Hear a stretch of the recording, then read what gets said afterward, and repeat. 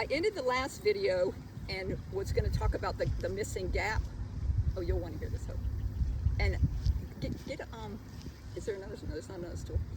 And so I ended the last video about the missing gap, but after that gap is the Civil War, which I really had this book with me because I wanted to again talk about William Gary Felder's book, because you won't be able to find anything online, nothing on AI about the years that have been hidden, none of that. But you will be able to find this, what happened in the Civil War, to then see, and he talks a lot about knowing a lot about these free blacks that lost their privileges. So this is a super good book. And so this video is going to be short. I told you want to hear this. And what I want to do is I want to get the angel's wings in there. Even if you lose some of me. And so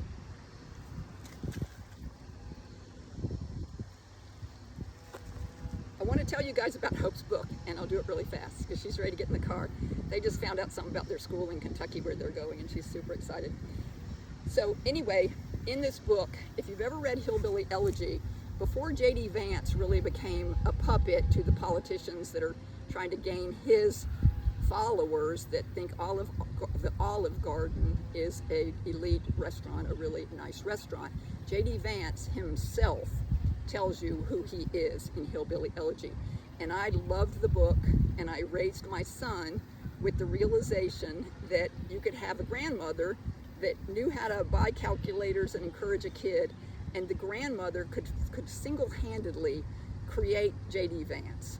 And so when I hooked up with Hope and I lived next door to each other on 6 Mile Road. Her mom had triplets. My daughter was 10. She was babysitting with the 2 nannies that came from, where'd they come from, Hope? Somewhere in Europe. The one came from Dominican Republic. Dominican Republic. One came from Hungary. And one came from Hungary, and those were the au pairs for the triplets for Lisa. She was a busy attorney.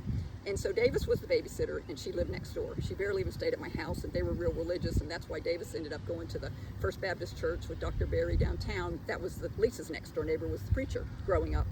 And so this book is exactly what Hillbilly Elegy was for my read, that I wanted Hope to be able to leave something like this for people that have a special needs child that know right off the bat that that child is not going to be able to take care of herself in life and do all the things that are expected of a human being, to work and pay bills and do all that. And at least 2 of her kids, 2 of her triplets, ended up as having a special needs. Hope's kind of on the spectrum, sort of in the middle. And one of her sisters has got like, what, 2 PhDs? And she's one of the triplets. So there was quite a, God gave them all different things, and they gave Hope the ability to write. Who would have known? And so when we set this book up, I had in mind, that's Hope's tattoo, I had in mind to create exactly the same thing for somebody who wanted their child to love Jesus and have that support group of a church, and that they were going to need somebody like Hope who was going to need that.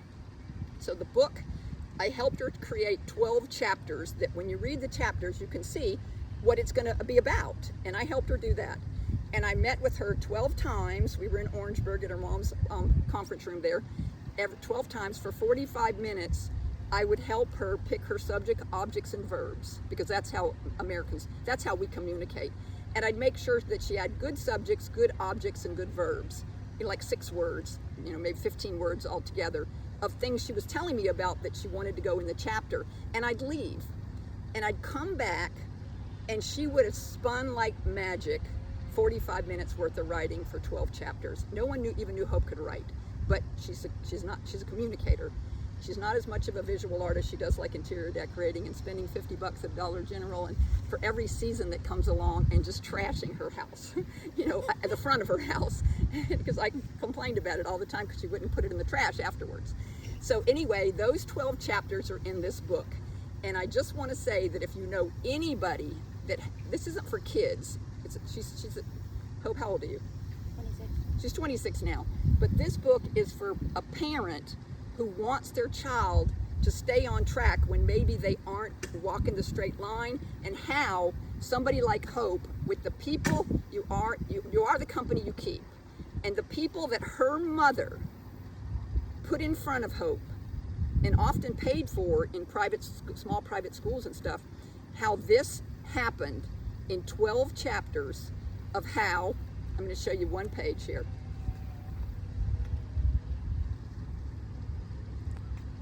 These kids were under, I think Grace, the oldest one, was 2 pounds, but Hope and Joy were under 2 pounds.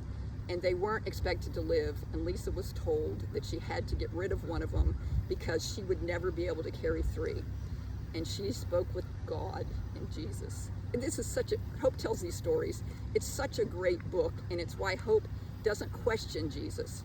Hope believes she's here because of Jesus, because of her conversations her mom had with Jesus.